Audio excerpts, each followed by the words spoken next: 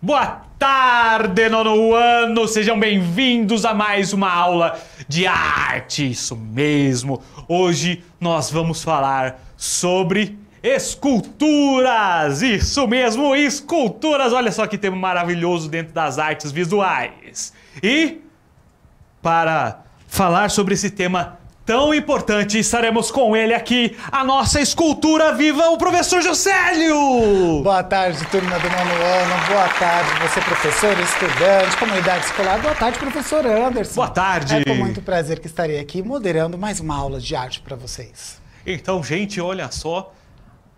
A gente começou falando assim, hoje vamos falar sobre escultura. Sim. Mas o que é esse negócio de escultura? O que é isso? Não sei, professor. Já ouvi falar em alguma coisa assim? O que será, turma? De onde vem esse termo escultura? O que representa na sociedade? Coloquem as impressões de vocês, os saberes que vocês têm aí sobre esse termo, escultura. O que será, professor? Professor?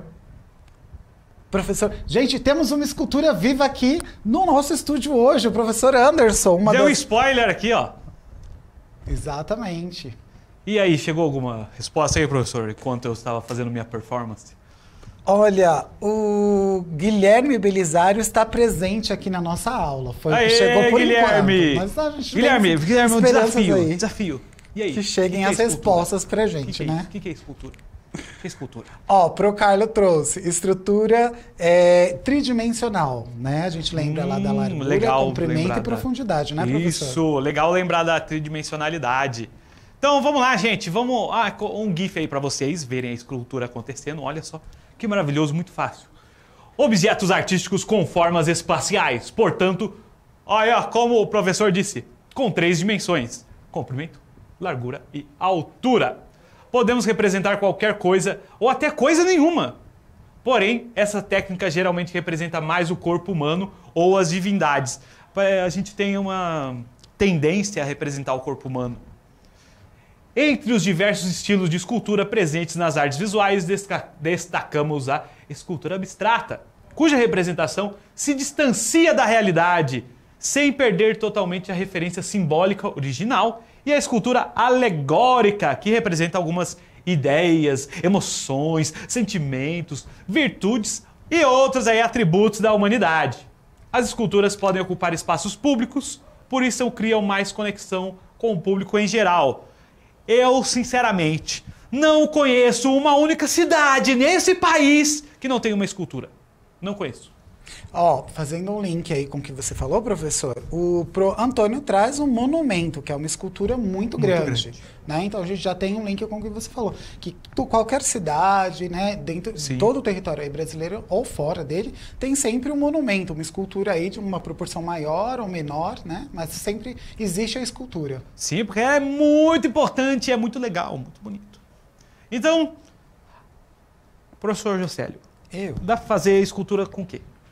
Nós podemos fazer escultura com mármore, podemos fazer escultura aí com madeiras, usar também suportes não convencionais. Um dos artistas que utiliza muitos suportes não convencionais é o Vitor Muniz, né, que usa alimentos, já utilizou o açúcar, o café. Então, a escultura depende muito da sua intencionalidade, não é, professor? Sim. É porque muitas vezes o material que é utilizado, o suporte que é utilizado para compor essa obra de arte, ele faz referência ao tema da própria obra. As coisas conversam. É como se você utilizasse madeira para fazer uma escultura sobre árvore. Você ligou o tema da obra com a matéria que é utilizada para criá-la. Tá ligado também à forma conteúdo, né? Qual o formato que a gente quer passar, qual o conteúdo que nós vamos abordar, né? A Proluzinet, ela traz aqui, ó, esculturas com pedra-sabão e com metal. Pro Antônio diz também, ele já viu com arame, com pedra ume, isopor, com madeira. Eu já vi uma escultura feita com chiclete. Com chiclete? Chiclete. Eu nunca tinha visto, professor. É muito interessante e provavelmente muito saboroso também. Vamos pegar aqui alguns materiais. Podemos fazer essa técnica com diversos materiais, como pedras, mármore, pedra calcária, granito, metais, bronze, ouro, prata, ferro, maleáveis como argila, terracota, papel, materiais de origem natural, madeiras, marfim, âmbar e materiais inusitados, com manteiga, chega a manteiga, derrete.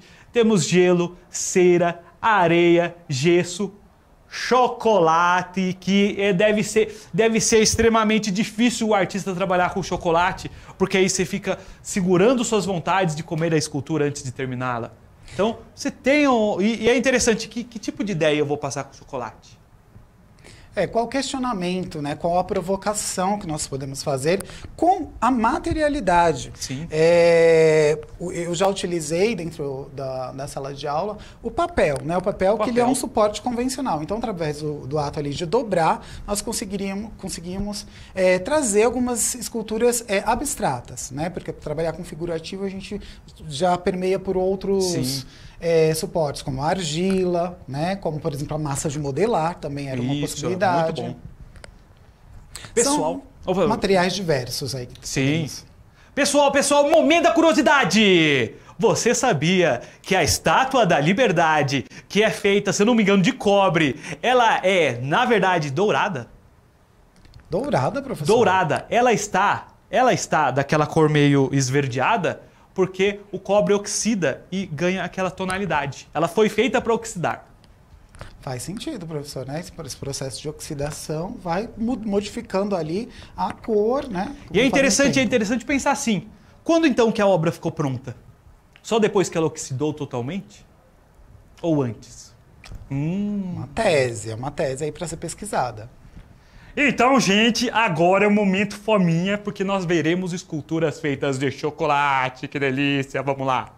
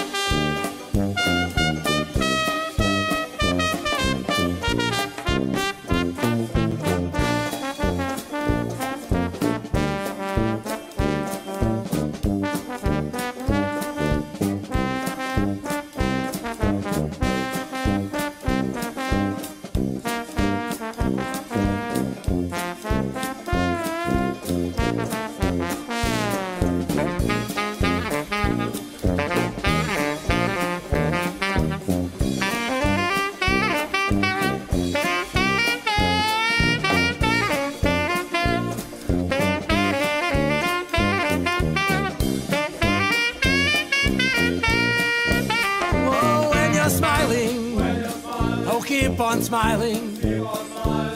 The world smiles with you. When you're laughing, oh, keep on laughing. That sun shining through. When you're crying, you bring on the rain. So stop throwing. Be happy again when you're smiling. Oh, keep on smiling. Keep on smiling. The world smiles with you.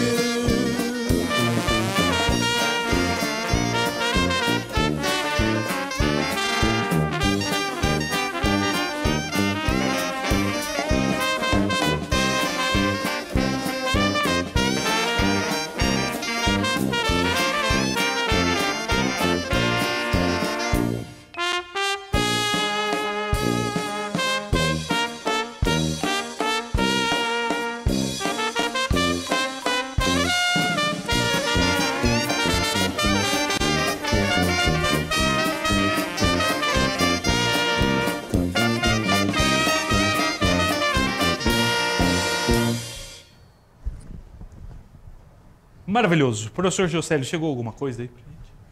Olha, nós temos alguns questionamentos. A Ana Cristina pergunta, será que não embolora? Então ela fica perguntando ali, será que não acontece algo dentro dessas esculturas produzidas com materiais não convencionais, como, por exemplo, comida, como chocolate? Sim. Era uma coisa que nós estávamos conversando aqui durante o vídeo, né, professor Anderson? Sim. Como que é esse trabalho de conservação dessas obras de arte? Até porque acabam sendo artes efêmeras, mas eu, sinceramente, não tenho certeza se essas obras são realmente de chocolate. Eu teria que provar para saber. Boa, professor. Então, ó, hashtag tragam aí pra gente que a gente quer provar, que a gente quer saber realmente se essas obras são de chocolate. Agora uma pergunta aqui, ó, relacionada a uma coisa que a gente falou. Na sua cidade tem esculturas? Na minha cidade tem. Professor Jocélio, tem escultura lá na sua cidade? Tem algumas esculturas, sim. A gente trabalha com alguns monumentos, né, espalhados aqui pela cidade de São Paulo, não, professor? Isso. Temos alguns lá no Ibirapuera, temos também na cidade de Santos, do Tomiotaki. Então, nós temos vários momentos aí em espaços públicos que nós temos a aplicação de monumentos ou esculturas de grande, médio e pequeno porte. E é interessante que uma grande quantidade das esculturas estão em espaços públicos, então a gente pode ter um contato muito mais próximo. Por exemplo, lá em São Manuel, onde eu morei, cidade do Tunique Tinoco, grandes nomes aí da música caipira brasileira, e o que teria na cidade? Não, poderia ser diferente. Grandes esculturas aí do Tunique Tinoco. Aí você pode encontrar, por exemplo, praças, lugares públicos, você tem esculturas de algumas pessoas que foram importantes na cidade. São Manuel tem o Ademar de Barros. Morei em Bofete, também tinha esculturas na praça. Aí às vezes são esculturas não necessariamente de personalidades. Algumas coisas relacionadas à fonte que tem, aí você tem lá uma escultura de alguma coisa relacionada a questões religiosas, porque normalmente as praças estão ligadas a uma igreja. E é muito comum. E aí na sua cidade? O professor Jocélio chegou alguma... Ó, para Ana Cristina traz da Tomiotaki, né? A onda, o peixe da entrada de Santos. Perfeito. Que é o que nós citamos e comentamos agora há pouco.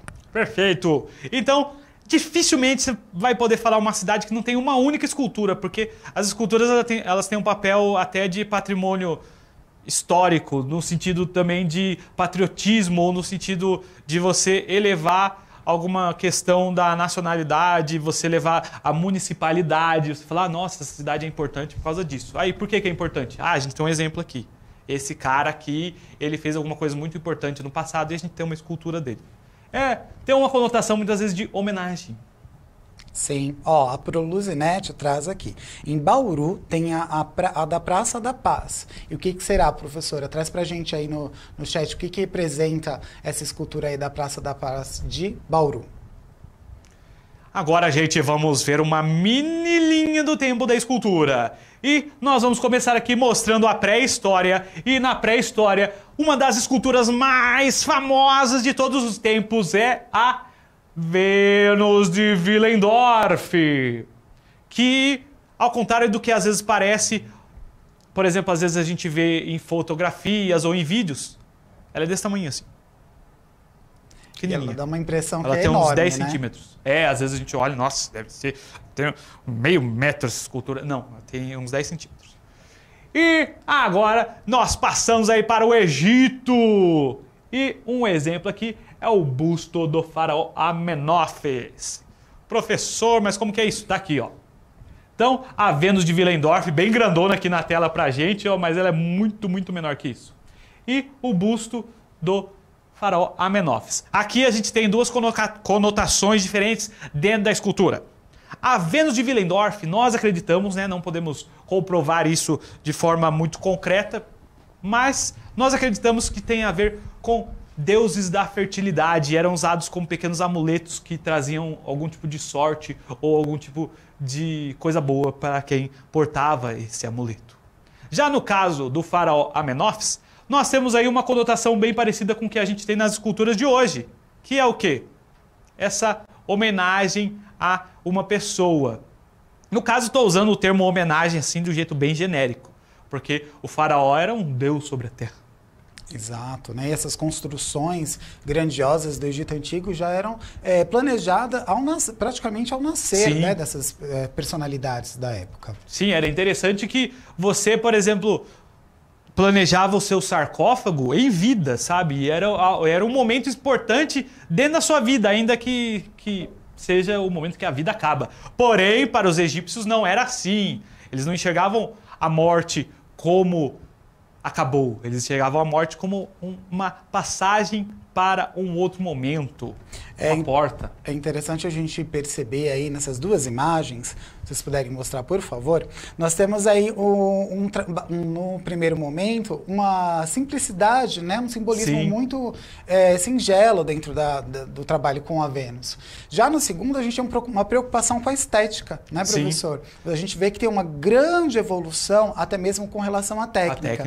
Né? A gente tem uma preocupação maior com o estilo, com a beleza, de como você vai retratar a pessoa, no caso aí o faraó. Já com a Vênus, a gente tem uma simbologia mais simples, mesmo cultural, um apego muito mais afetivo, né? Sim, do que a Vênus é como se fosse um arquétipo, ela é uma representação. Tanto é que ela não tem nem rosto. Vocês olharem, ó, ela não tem rosto. Não tem rosto. Já o faraó, a gente consegue reconstruir mais ou menos o rosto dele pensando nas esculturas que tem. Então, você tem uma tentativa de representar a realidade fielmente. Não tão fielmente como se fosse uma escultura hiperrealista como que a gente tem na atualidade, mas você tem uma tentativa de fazer uma representação mais fiel do que no caso da Vênus, como o professor Josélio disse. Vamos seguir? Olha só. Depois nós passamos para a Grécia Antiga. E aqui sim nós temos uma tentativa bem importante de tentar representar a realidade. O exemplo é a Vênus de Milo, extremamente conhecida. E em Roma nós temos o quê? Isso mesmo, o Augusto de Prima Porta. Vamos dar uma olhada? Então olha aqui, ó. Olha só. Nós temos a Vênus, que é uma deusa, a Vênus de Milo. E do outro lado nós temos dele o primeiro imperador romano, Augusto. E veja a pose dele. Você acha que não é intencional isso daí? Essa pose de poder, essa pose de autoridade que está colocada na figura aí do imperador Augusto. Tem todo isso. A representação, né, do poder, da influência daquela personalidade. Está muito associado ao que a gente tem hoje com os outdoors, né? Sim. Com a representatividade, não com a técnica, tá? São técnicas totalmente diferentes. Mas o recorte aí que a gente pode fazer é a representatividade. Então a escultura, ela, né, propagava o poder dos governantes, das pessoas mais célebres no momento, daquele período. Já hoje a gente tem aí as mídias, redes sociais, um trabalho de marketing bem diferenciado. Sim. Mas a gente pode falar que as ferramentas de marketing da época eram isso, a escultura, perfeito. Por exemplo, e a pintura, né, professor? Perfeito. E a gente consegue atravessar a história assim. Nós temos, por exemplo, o caso de Dario, o rei persa. E aí você tem também toda essa questão de você utilizar a arte como um fenômeno para você instaurar a autoridade, para você reforçar a autoridade. Inclusive, tinha algumas ideias, tem um documentário da BBC que chama Como a Arte Fez o Mundo, que é muito top, e eles falam disso. Que é assim, o rei não poderia estar em todos os lugares ao mesmo tempo, né? E o Império Persa era bem vasto. Então, às vezes, eles colocavam figuras do Dario em diferentes lugares para figurar a autoridade dele. Inclusive, e olha só que interessante, na Revolução Francesa, um pouco antes da Revolução Francesa, os reis franceses faziam isso da mesma forma. Então, olha como que a arte, ao mesmo tempo que ela se transformou muito, né? Você pega uma arte da Idade Moderna, pega uma arte dos persas, da Antiguidade, você tem, é muito diferente. Porém, entretanto, todavia, alguns fenômenos se repetem. Então, nós tínhamos, se eu não me engano, era o Luís XIV, o Rei Sol, que colocou vários tipos de imagens dele em alguns locais para representar a figura dele. E depois você pode chegar, por exemplo, na China comunista, você tem em vários locais a figura do Mao Zedong em diferentes ambientes. Então é interessante pensar como que a arte acaba tendo outras funções para além simplesmente assim, vamos deixar esse lugar bonito e colocar uma obra aqui? Na verdade, que lindo, né? a arte sempre reflete os pensamentos da sociedade, né, daquele período. E pensando nisso, olhando essas duas imagens, né, professor, nós temos ali, mais uma vez, a evolução. A gente vê ali uma preocupação agora, aí com a Vênus, com a realidade, né, o estudo da anatomia. Eu começo a observar um homem ou uma mulher, como é este corpo, para que eu comece a reproduzir, né, a representá-lo nas artes plásticas aí, como a escultura.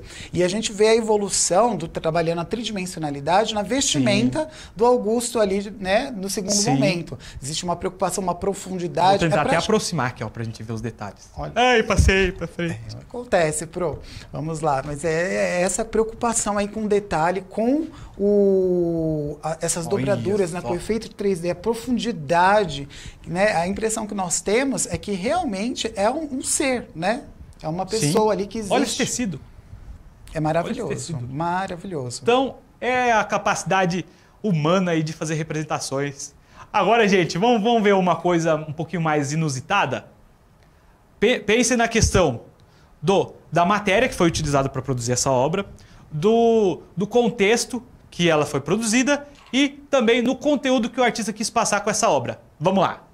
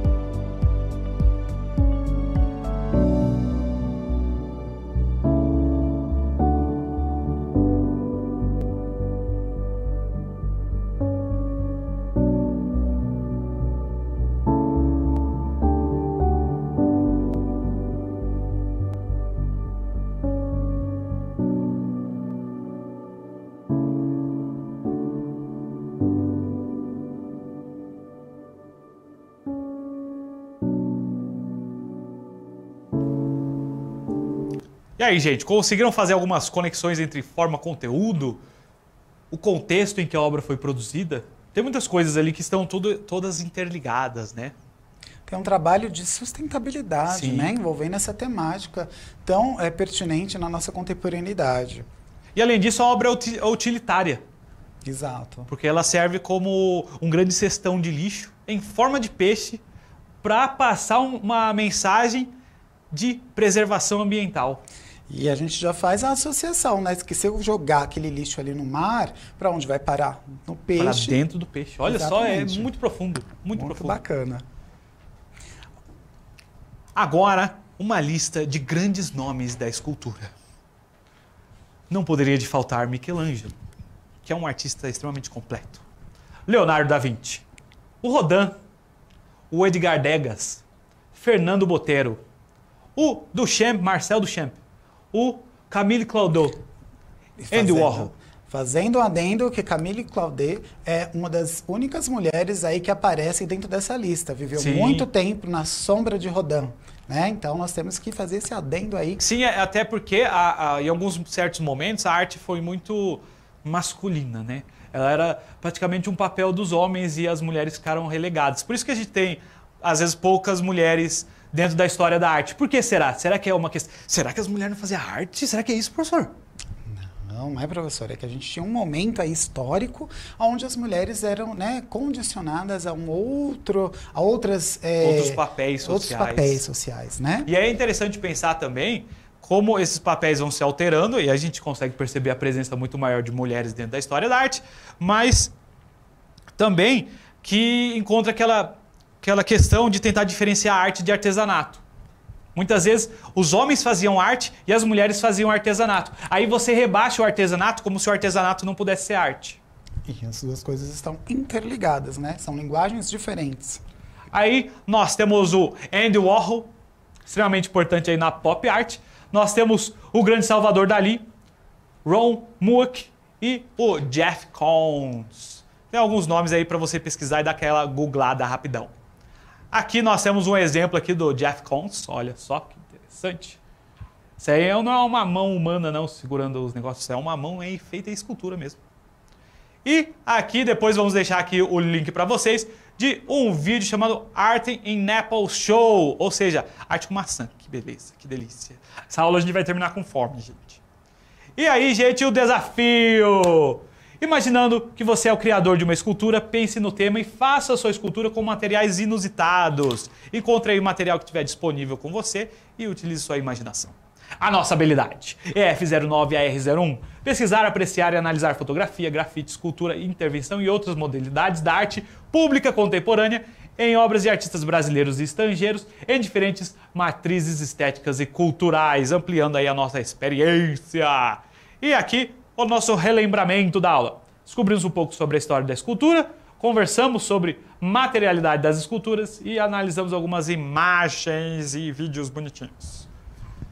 Aqui os materiais da aula. E não se esqueça de avaliar a aula, gente. Professor Jocélio, muito obrigado pela presença. Eu que agradeço, professor. Até mais, turma. Até a próxima aula de arte. Tchau, tchau, gente. Pessoal fenomenal.